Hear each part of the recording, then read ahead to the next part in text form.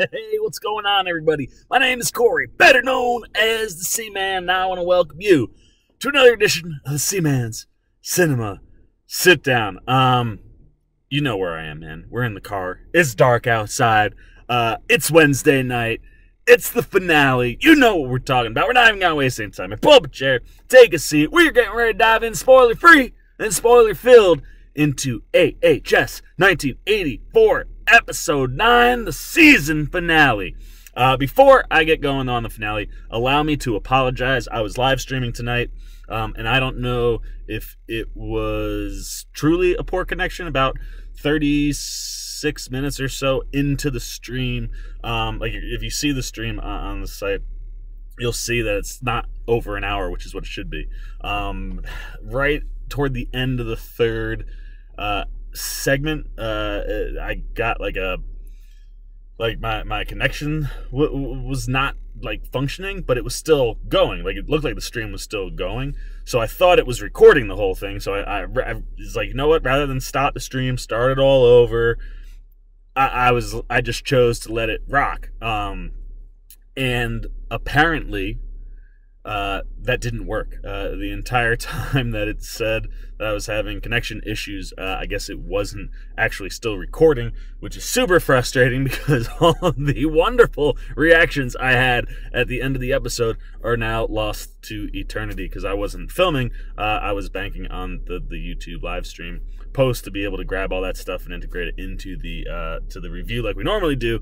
So because I can't do that, I will just do my very best to try to react. I also wasn't taking notes. I usually am taking notes during the show because I was live streaming. I didn't take notes, so you're going to have to just bear with me as I try to recap and remember what happened in this final episode of the season. But as we always do, we start out spoiler free, and I gotta say, man, this episode delivered in a way that I think delivered, but not how I expected it to. You know, I think some of the things that we had been building to over the course of the season had maybe anticlimactic or quicker endings than people would think about. But the motivations and the things they do out of that, I thought were very, very clever. In the ways that they address certain endings to certain characters that we've been looking forward to. I think some of them, for some people, you might go, oh man, that was too easy or it happened too fast. But it's so satisfying how they handle things, and the way they end up playing certain elements of it allow it to be satisfying multiple times over. So I loved that element, and to be completely honest, I really dug this final episode. I had mentioned in the live stream, I can't remember anybody's name these days, but I gave a shout out to Suzanne Weiser, who correctly called out that the random guy who showed up in the previews for next week was actually Finn Whitrock, who of course is an alum. We saw him on Freak Show and a bunch of the earlier seasons, probably right up to around when Cody Fern was starting to come around, which is kind of interesting because they have very similar facial features, I think.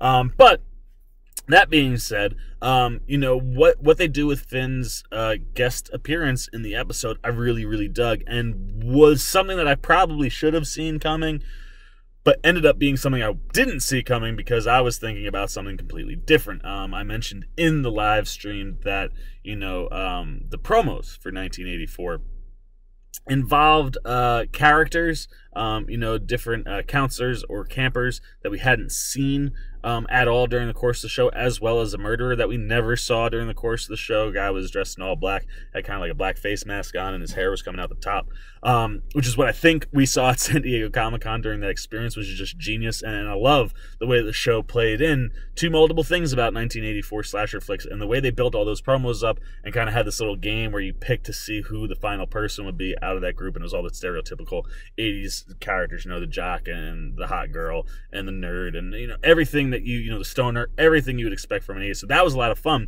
but it kind of threw me off because I was like, oh, maybe he'll be one of those campers, and that's what's going on. Not what happened. I suppose that might be a mild spoiler if you were also thinking that's what was going on. But what they end up doing with this character, I really, really liked. And what was, I think, the most shocking for me is while this was satisfying in the degree of, like I said, I like the outcomes of a lot of the characters in the episode. It was satisfying the fact that this is probably the bloodiest episode I've ever seen in American Horror Story history. There is so much blood in like 2 or 3 sequences where you're just like, where is it all coming from? And then there's other spots where you'd expect there to be a lot of blood, and there's not. But that aside, all those things were working, which is what we want. But there was an emotional weight and some emotional beats that I wish my live stream would have been recording the whole time, because the old C-Man was starting to get teary-eyed by the end of this episode. And anytime you can get me to be teary-eyed and play into the things that I love, especially in the horror realm, you're looking at probably a successful episode and a successful season. And that's exactly how I feel about AHS 1984. I thought this thing was pretty rock solid all the way across. While there may not have been, multiple or some really big standout episodes in the litany of American Horror Story, if you were to pair all of them, it did just deliver in a way that was just, I thought, was really good storytelling. Like I said, I think the first 5 episodes function very much like the first, movie in a 1980s horror classic, and these back 4 episodes finish up very much like a sequel. Albeit a kind of all over the place. We jump to a bunch of different years and tell a bunch of stuff and stories to tie everything up. So I guess it's more like that one's almost like 2 stories put into the one movie. But they function very well as like a starting place and a sequel. And I just thought that they were all rock solid, and the storytelling was really solid. And like I said, by the time you get to the end, I've had some solid scares. I've had some solid kills.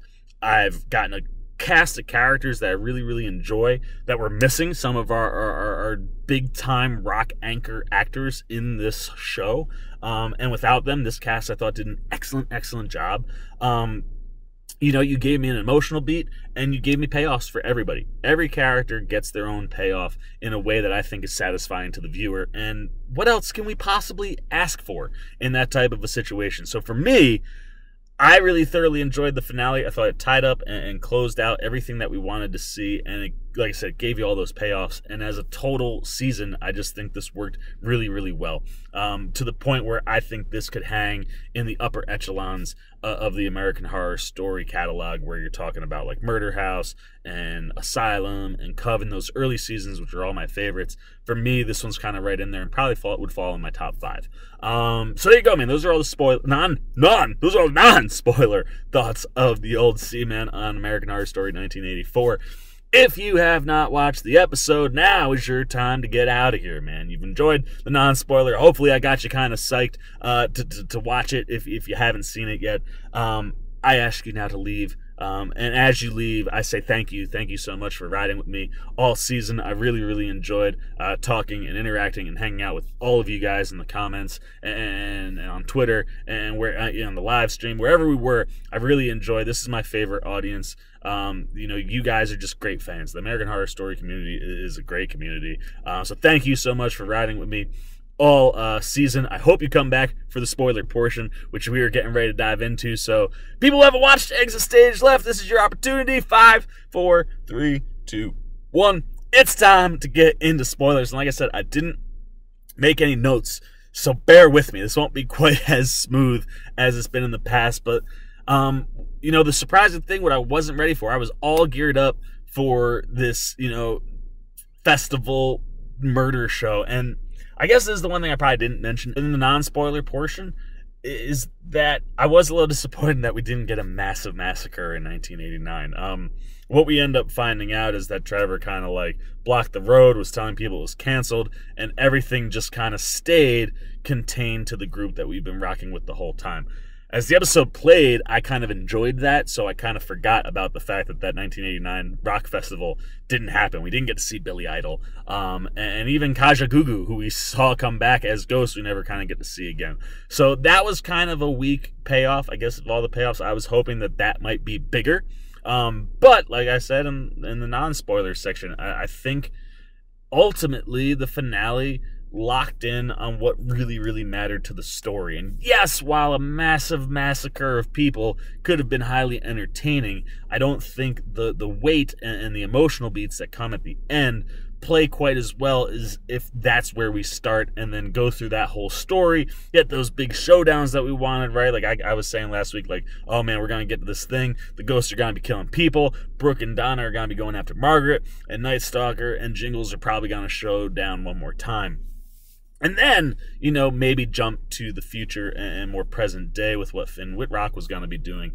And it doesn't go that route at all. And instead, what it starts with is 2019. We see Finn riding in an Uber. The first sign is like the car. It looked like, I don't think it was a Prius. Maybe it was a Prius. But like as soon as you saw it, you're like, that is a modern car. This is definitely modern day. And we see Finn come up to Camp Redwood and start walking around. And you see what we think is the outcome of that massacre, right? Like the stage is still there. Everything, all the banners and stuff are torn to bits, and it looks like it's been about 30 years since they were, touched or anything. We see a wood chipper covered in blood, and you're like, oh, dude, all right, fine. We're starting in 2019, but I can't wait to go back to this massacre.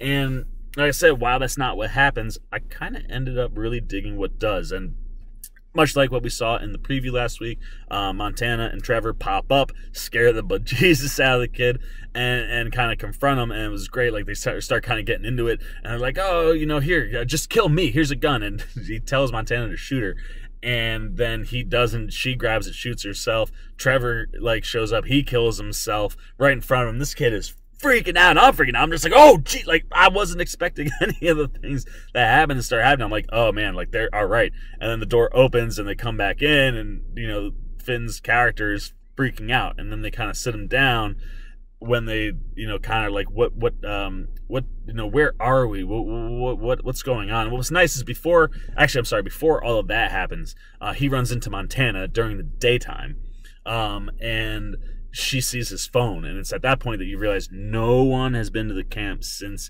most likely 89 or somewhere thereabouts. And she kind of tells him what happened. Like, she's a ghost. He kind of puts together that she says who she is, and he's like, you should be dead or in your 50s. So that doesn't make any sense. And she's kind of playing around with the phone. The way she's hitting it and stuff, I'm telling you, man, Billy Lord crushed this season. So while she's doing all that, she's kind of talking to him, and it's like, here, why don't you follow me? And he's like, can I keep this or whatever? And she's like, no. And he takes it, and she kind of leads him back to the cabin, where she kind of gets into an encounter, ends up killing herself. Trevor shows up, he kills himself, freaks him out, like I was saying, and then they kind of pop back up at the door, and he kind of falls down, and it's like, oh no, what is happening? And they eventually sit him down and kind of just tell him, flat out, this is what's going on. We're ghosts. We've been here this whole time. He puts together that it's Trevor, because he had done a lot of research. And it's at this point that we find out that Finn's character is Bobby, the son of Mr. Jingles, which I should have seen coming a million miles away if I wasn't trying to outthink myself and be like, oh, maybe they'll use the stuff from the promos because we haven't seen any of that, and that could be interesting. Far more interesting to have him play Bobby and have him come back to the camp and try to find his dad. What we find out is that he's been receiving these anonymous checks. And while he knows that his dad left for the reasons that he told, the people that he left Bobby with after the Night Stalker killed his wife, that you can tell that he understands why he did what he did, but he's been thinking that these anonymous checks have been coming from him. So he comes up to Redwood. He's done all his research. So he eventually puts together that's Montana when she says who she is. Figures out Trevor right away, and they start to tell him the story of that night. And you think we're going back to the massacre, and like I had mentioned, Trevor ends up kind of canceling it by blocking the entrance with a bus and telling everyone it's canceled because he's not going to let Margaret get away with this after he found out that Kajagoogoo had been murdered. And he absolutely hates Margaret, as we know. So Margaret gets real angry during this stretch, and Courtney's the one that's telling her all these things, pulls out her gun, shoots Courtney square in the head. I was like, whoa, what? Why did you he's the most innocent guy on the show. And it's at that point, it's her, and obviously she still has Night Stalker and Dylan McDermott with her, and we kind of cut away from that and go back into Trevor and Montana's story, and they're kind of telling you what happened and how they used the ghosts. The ghosts have all been there. There's about 40 of them on the property, and they just kind of slowly started to work together. So to get Dylan McDermott's character, they have one of the old counselors running, kind of lead him on. He's like, oh, you're going to be my 7th solo kill, and Ray's about to do it. He gets stabbed, gets kicked off the property so that he dies. He doesn't stay. So we dispose of Dylan McDermott pretty quick, and I was sitting there going, oh man, that was kind of fast and very easy, but like we got to trim out some of these new characters. Like thanks for coming around, Dylan McDermott. It was fun. And then from there, what we end up finding out is, why the Night Stalker is out there trying to find whoever he's trying to find, Montana pops up and lowers him with that attractive look and just sex appeal and swag that she just has, man. Like, it's one of those things, like I said, kind of an out of character within the American Horror Story context for Billie Lourd, and she just nails it, man. The sexuality just oozes, and right away she gets him real quick, right? Like he starts to kind of, he's like, I know what Trevor did. I know he blocked the thing. I'm not trusting you. She's like, no, baby. Like that's not that's not what's going on, and tricks him into bringing him into the shed. He's like, Billy is here, and he's like, I saw Trevor. I know it's over. She's like, come on, the guy who wrote, Renegade, like he can't sing that song if you're not actually a renegade. Like, of course he made it in, and between Montana's sex appeal and, the Night Stalker's immense love for Billy Idol, he follows her into a shed, and that's where she kills him first. Stabs him right through the heart, and you're like, oh man, like, this is about to be a quick, unsatisfying ending, but also, like, what are they going to do? Because we know that Satan's going to bring him back. Or if he does die, he's going to then be a ghost trapped at the camp. And while all those things are going through your head in like a split second, all of a sudden, it starts to play out. Oh, the ghosts show up. And, I mean, freaking Birdie came back, man. Like, we got to see, like, when I'm telling you payoffs for everybody, I mean, everybody gets a payoff in this episode. And you just proceed to watch all of the ghosts brutally murder the Night Stalker. And when I say this is like one of the bloodiest episodes, it starts here, man. The amount of blood that comes pouring out of the Night Stalker, and when they're finished with him, he's just a bloody mess. And then it doesn't end there. Like, there's slit throats. They kill him, and what we end up finding out is that that's what they've been doing all this time. So that he wouldn't come back, they lock him down in that shed, and they have, I think that's the point where Montana mentions, or Trevor mentions, that there's 40 of them, and they kind of take rotating shifts and constantly killing the Night Stalker, and we get to see like 2 or 3 other ways they kill him, and they kind of relish in the fact that they have to come up with different ways to kill him all the time. But while I'm doing all that, I kind of skipped over what happens to Trevor, because before all of that happens, Margaret naturally has to show up. That was what it was. I was trying to figure out where Margaret went, and what she does is, while the Night Stalker is out running around, they're all doing their thing before we see all these kills start happening, Margaret goes and confronts Trevor at the bus, and proceeds to basically say, like, I'm gonna kill you. Shoots him in the knee, shoots him in the other knee. He goes down. He's just on the ground. No, shoots him in the knee, then shoots him in the stomach.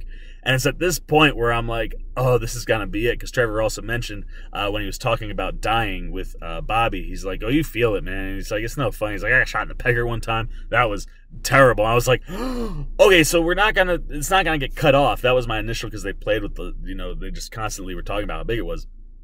But we end up seeing Margaret shoot him in the dick, and then she's just like, and you're off campus. Like, you're not on Camp Redwood, which means you really die.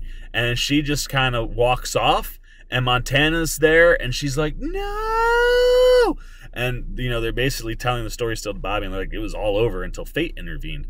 And Montana obviously can't walk off. You're seeing him struggle to try to get back, and I just love Matthew Morris, and he was such a great addition of this season. And he's not gonna make it. And who shows up to help him but Brooke?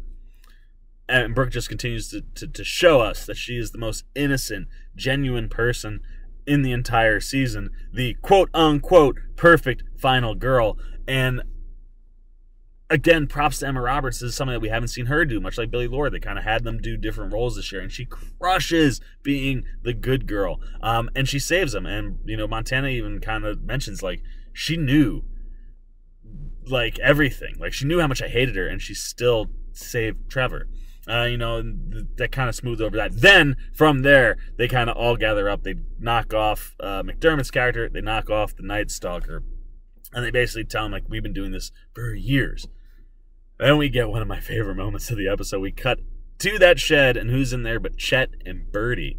And Birdie's like just finishing killing him again. Whereas so much blood. Every time they kill him in this episode, so much blood. But at the same time, like, also, like, too little blood. Like, when Morrison's crawling to try to get back to Camp Redwood, like, he's been shot through and through, and he's even on his stomach. Like, it's just like a sleek little drag trail of blood. I was like, there should be more of that, I feel like.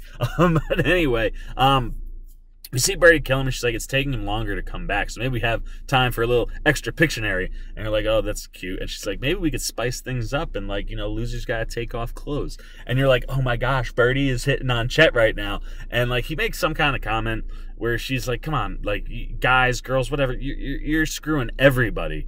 Like, I bet you I could help you with a couple things that you probably never had done. And Chet, like, kind of starts to give in, and Birdie starts to go, like, at him, and you're like, get it, Birdie, but also at the same time, like, no, because immediately we see this really cool, it's like that black smoke that showed up that one time. Every time Satan shows up to help Night Stalker, it's this really cool visual, and it kind of encompasses his body from the top and the bottom, unties him, he gets up, and he takes off. After he kills Chet and Birdie, he gets to go on a little killing spree of his own. Now, this is one of those other spots where I wish we could have followed him a little bit more, and they didn't kind of pay off all the action, because as he starts to figure out, like, what we find out is that happens 20 minutes earlier from the end of where we see Trevor, and them talking to Bobby, and Bobby saying, like, if you guys are still here, my dad has got to be here somewhere. I have to find him. And when we get to the end of that bit with, Night Stalker escaping, he's right outside. Now we're caught back up, and he hears it. So he knows immediately who Bobby is, and he goes for him, but the ghosts continue to help. They stop him once, then Trevor, he bursts in, brutally takes down Trevor and Montana. Bobby tries to run away. Other ghosts show up and, like, oh man, somebody, like, he runs into Ray, and Ray's like, somebody messed up, not even addressing the fact that, like, this is somebody new and no one's been there for almost 30 years. And they go right for the Night Stalker because they know they can't let anything happen to him, because, like, it was a beautiful moment too. Trevor Montana, like, mentioned how, like, knowing that the Night Stalker would always be coming for you, we took up the mantle of constantly killing him, because he never dies, because Satan would bring him back and he wouldn't be trapped there. So he's like, we took up the mantle to save your life, and he thanks them, and he's drinking some whiskey or something out of a flask at that point. So it's just a really nice moment. But then you see, like, Bobby's getting away after all this has happened, right? You see his brutal deaths. Night Stalker is so gassed up, man. You're like, there's nobody that's gonna be able to stop him this time. And as Bobby's trying to run away, Night Stalker kind of gets free, and then he gets, boom, gang tackled, and you're like, okay, they got him again. And you think Bobby's about to be home free when, boom, knife right in the back. I was like, oh no! Almost got him. Night Stalker was coming, and I'm telling you, man, the look, I've never seen him look as crazy as he looked tonight. And right before that can happen, Montana and Trevor and the other ghosts come back around. They get him one more time. They subdue him. Montana's like, you have to get out of here. And Bobby doesn't want to leave because he wants to find his dad. And he knows, like, if they're all alive, he has to be, like, well, not alive. They're all there as ghosts. He's got to be there somewhere. And Montana's like, you have to leave. Like, we've been protecting you for 30 years. That doesn't say this, but it's in the inflection. Like, we've been protecting you for 30 years. Get out of here. Do not let the Night Stalker get you. And she's like, if you want answers, go to the asylum. And he runs off for the asylum. And he's been stabbed in the back by this knife that the Night Stalker threw at him. He's just frustrated, angry, upset, confused. He's still trying to digest everything. He's been boozing a little bit. He comes in real hot, freaks the receptionist out, apologizes. She's like, just sit down. I'll get the medical director. Who, first she's telling him, like, too busy, can't see him right now. 2 orderlies come out instead, try to put him in a straitjacket, drag him off, and he starts yelling, like, no, stop, like, I'm so and such's son. And Donna overhears it, and you see Donna, and you're like, oh, Donna, like, yeah, all right, there we go, like, exactly who I thought we would see at the asylum, be Donna back there. So ironic, but also full circle type stuff. And the makeup, oh my gosh, dude, like, they age her 30 years, and it's not drastic. It's, like, so subtle that for a hot second I questioned if like she was normally that old and they younged her up with makeup for the first half. Really, really good makeup job. But he sits down with her and starts to kind of, you know, fill her in on stuff, and then she proceeds to kind of tell the end of her story, which is also the end of Brooke's story. And, you know, kind of tells him what happens to Margaret. Now, Night Stalker may have been quick, but super, super satisfying. Same kind of situation here with Margaret. After the Night Stalker has been subdued, taken down, a bunch of the ghosts rally up like pitchforks and torch style outside of the office where Margaret's usually hanging out. And at this point, you know, she's just been kind of laying low, I think. And they all kind of huddle up. And the next thing you know, boom, Donna runs up in there and goes after Margaret. And you're like, this is great. She's like, what are you doing here? She's like, I'm here for revenge. And Margaret is shifty, man, and gets the better of Donna. Doesn't kill her, but like kind of knocks her out. And then who runs in but Brooke? And you're like, yes, here we go. Man, like Brooke's about to get hers. And they kind of have this quick little skirmish. They're wrestling. Glass breaks. And Brooke stabs her with a piece of glass. At the same time, Margaret shoots her in the stomach, and it's a through and through her. So when they hit the ground, boom, boom, right next to each other, and you're like, Margaret's eyes are still open, Brooke's eyes are closed. Did they just kill Brooke? Like, I'm sitting there like, no, you can't possibly do that to Brooke. And sure enough, that's exactly what they do. And Donna screams, and she has a real emotional reaction to it. But they know they gotta finish the job. So before, you know, Margaret can either die on the property or get a third wind, all the ghosts tie her up, bring her out to that wood chipper. And like I said, while the scenes in and of themselves may have been quick and simple to get the upper hand on these main villains, oh, are their endings so satisfying. They proceed to just start hacking off limbs, man. I want to say it's Trevor and Ray, maybe. 2 axes, take off her arms. They start to take off her legs, and each one just becomes a piece they throw in, and the wood chipper is shooting her just on the outskirts, like right on the property line over the other side. Wonderful, wonderful, bloody, gory fun, man. But super, super enjoyable and just satisfying to watch. That's how Margaret goes down. And by the time they take her legs off, she's like, it's too late, I'm already dying. And they're like, well, they say the head can live for like 30 seconds after you decapitate it. Pooh! They decapitate her head, throw her whole body into the chipper, and then Trevor from like 15 feet out just flicks her head, boom, right in there. All of it gets spit out the other side. And you're like, you know what I thought? What happened to you know, the Night Stalker was satisfying, tying in the fact that they were essentially saving Bobby every time they were killing him, and they were coming up with different ways, and we got to see a bunch of them, very bloody, like I said. Margaret's is also just as satisfying, man. Like, for as evil as she is, you're just like, oh, man, getting her just chopped up in little meat pieces, fantastic. But Donna kind of finishes up that story.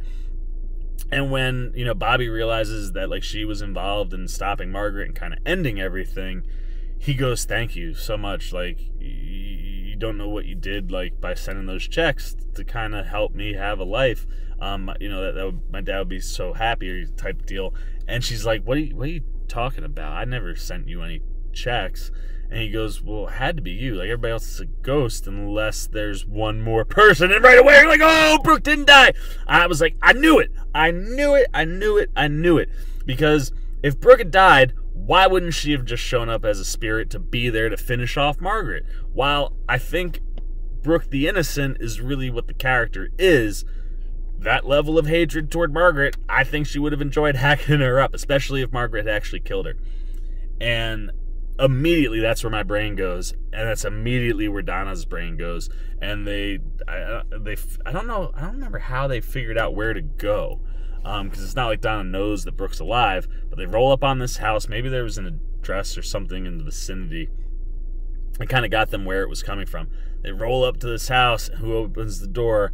But 30-year-older Brooke. And again, the makeup is phenomenal. So very, very little, man. Like a lot of crow's feet, a little bit here, and the defined line right around your mouth jaw there. Just so minimal, and like a little bit of gray like shine almost to like the dark hair. It just worked really, really well.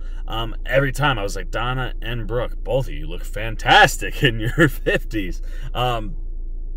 But like, so they go and you're like, oh my gosh, what happened? And Brooke kind of explains what happened. And I'm telling you, everybody gets a payoff in this episode, except maybe Xavier and some of the other ghosts. They were kind of background-ish characters this time around, which is a little upsetting because I love Cody Fern.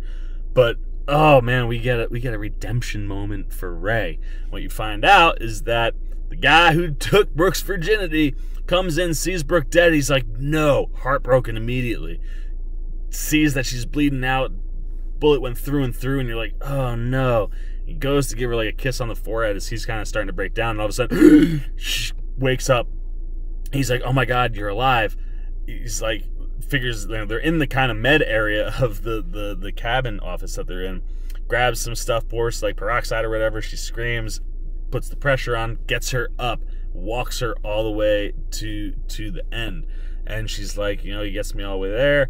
And she walks to the other side and collapses. And immediately Ray just like falls. And you're like, you feel for this character that they kind of villainized a little bit as far as like just not being a good dude. But he kind of comes around, saves Brooke. But then Brooke kind of falls. And you're like, well, obviously she didn't die. So what happened? She woke up in a white room, thought it was heaven until she felt all the pain. Then realized it was a hospital. And the minute she was okay to leave, she booked on out of there. But what she says, someone must have used one of the payphones, maybe Ray, called 911, so the paramedics showed up and saved her. So she lived.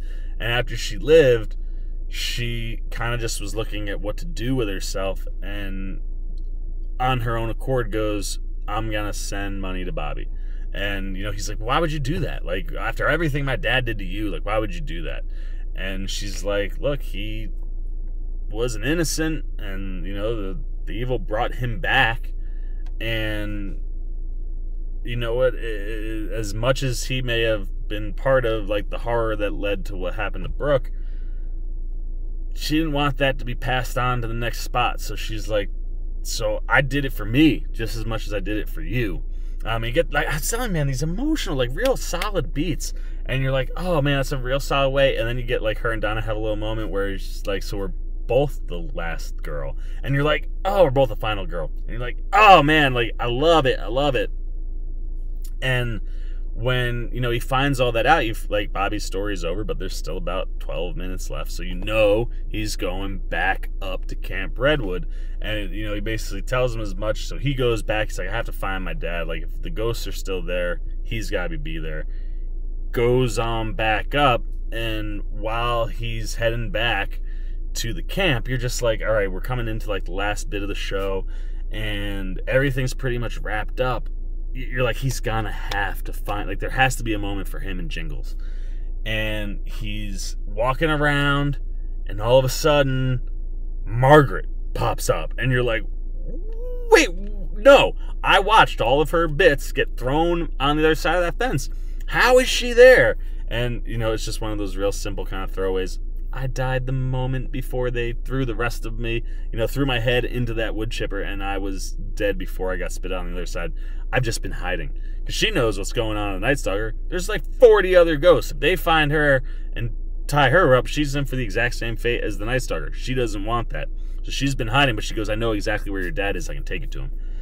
And he's like, I don't trust you, and all this. And she's like, come on, like, fine, then don't find your dad. And that's the string.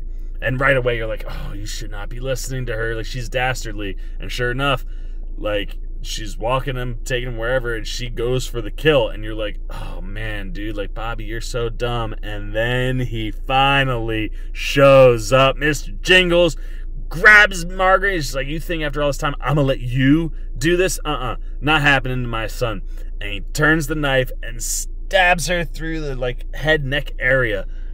And, you know, my non-spoiler, like I was saying, you got sometimes multiple payoffs.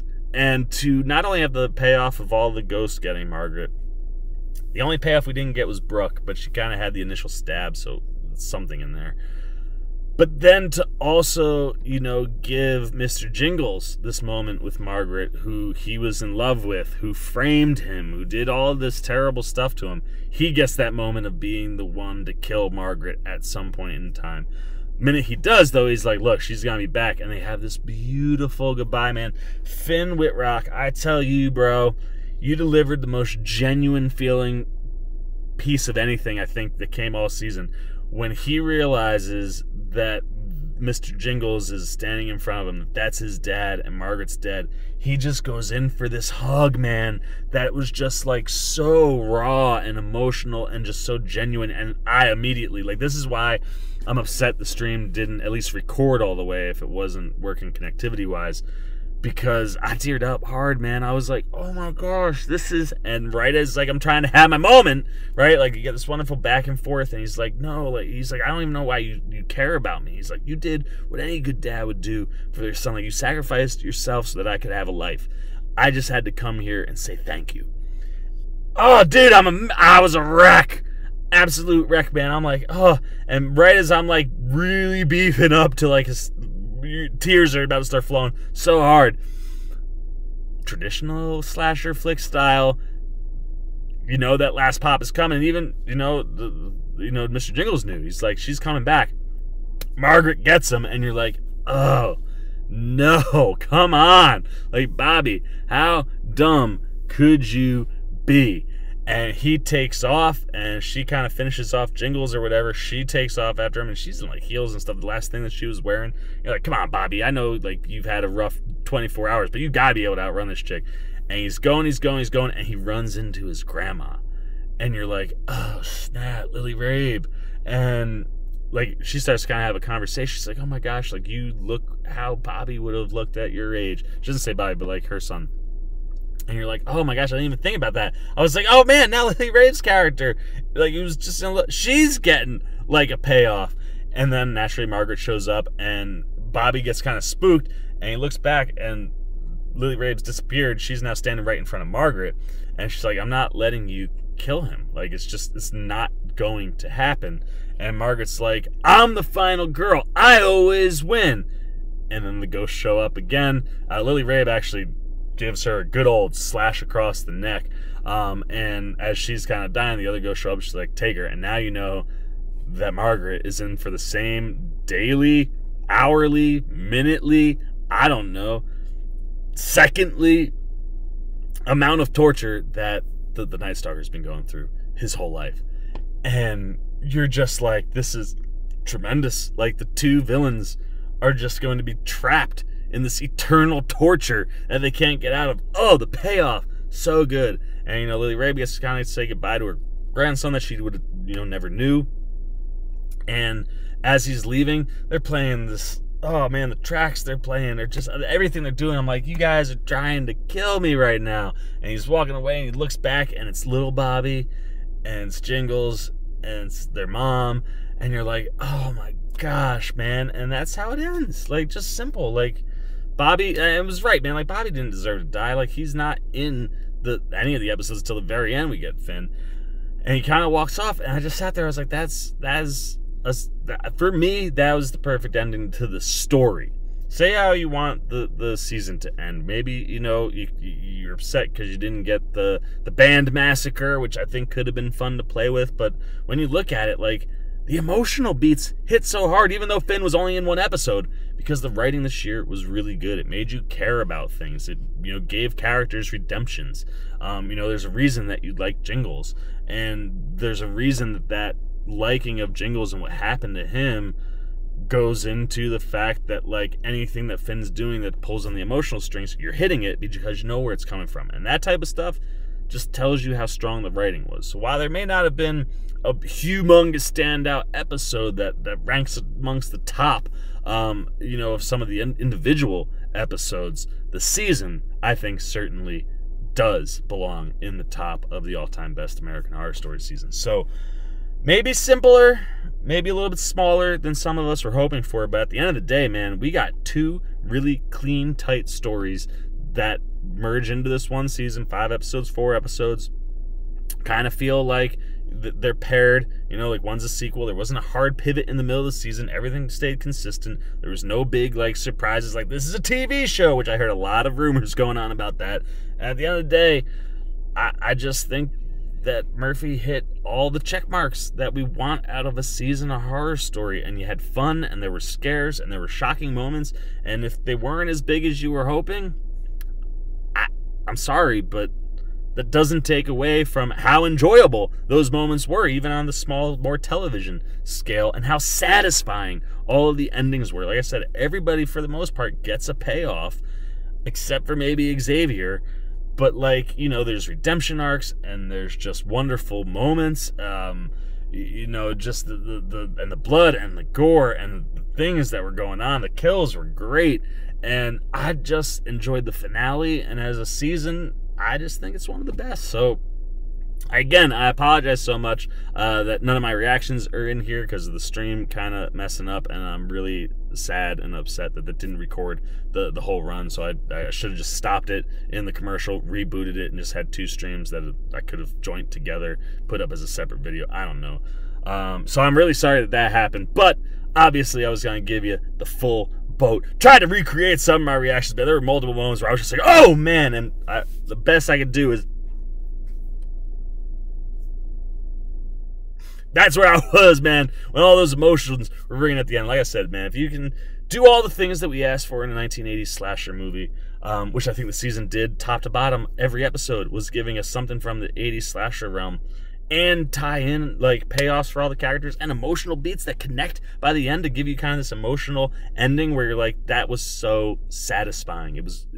It's for me, it's one of the best. So those are all my spoiler-free and spoiler-filled thoughts on American Horror Story 1984, AHS 1984, which spans 30 full years, man. We go all the way up to 2019 with the show. As even more because we go back to, you know, the birth of Jingles and all that. And just, it was an interesting season. It was a lot of fun. I could not ask for a better audience or a better fan base to talk to on a weekly basis. And while I am looking forward to getting a regular night's sleep on a Wednesday night, I am not looking forward to saying goodbye to you guys for this season. It's been a lot of fun. Thank you so much for supporting me. The channel almost like jumped all the way up to like over, I want to say it was over 100 subs in the course of the run. Massive thanks to you guys, man. You're the best fans. The American Horror Story fans, I think, are some of the best fans in the biz. And for my audience, you guys have just been great. I've loved talking to you in the comments. I've loved bouncing theories off you guys. Callie, shout out to you. You're my #1 fan all season.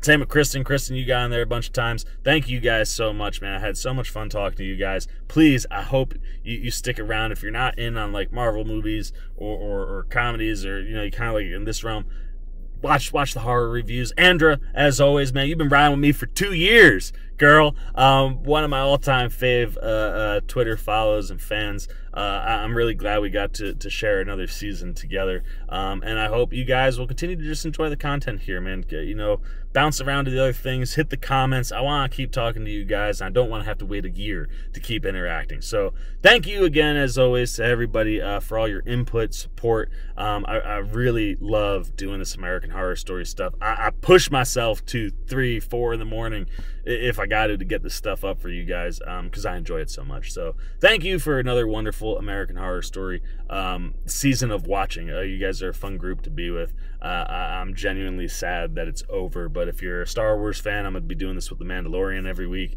and see if we can't find some other things. But hopefully somewhere on the channel you'll find your niche of other things that I do. I talk all the movies, a bunch of the TV. If you guys got recommendations, ideas, things that would get you back, leave all that down below in the comments. You know what that's about. And since we're kind of going out of order and mentioning in the comments, that's it, man. That's all I got to say about American Horror Story this season. If I talk too much longer, we're going to go into like a rant that will probably last hours, and I'll get emotional, and we don't want to see that. What I want to see is your comments, man. This is the last one, the final episode. Everything's out there. We've got a complete finished product. Do you got thoughts. Did you like the season? Did you not like the season? Were you riding with the season? Did the finale let you down? Where does it land? Was it kind of like an apocalypse where you were enjoying the whole season, but the punctuation at the end wasn't as strong as you wanted, so it fell short? Did it all just work? Did you think it was strong all the way through? Does this rank with the tops? Any and everything you're thinking about AHS 1984 goes down below in the comments. If you're talking spoilers, please mark them as such, as the first half of the video is spoiler free.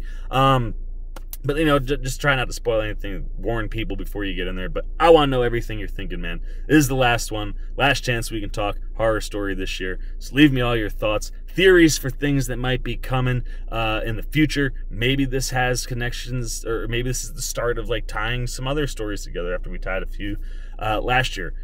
Anything you're thinking about it goes down below. As always, if you enjoyed this video, please give me a thumbs up. I'd love to see the most thumbs up of any of the American Horror Stories on the finale as kind of a cap to the year. So please let me know if you were enjoying what we were doing with one of those. And if somehow you haven't subscribed yet, jump over there, man. Hit the subscribe button. Unfortunately, there won't be any more American Horror Story to talk about until next season.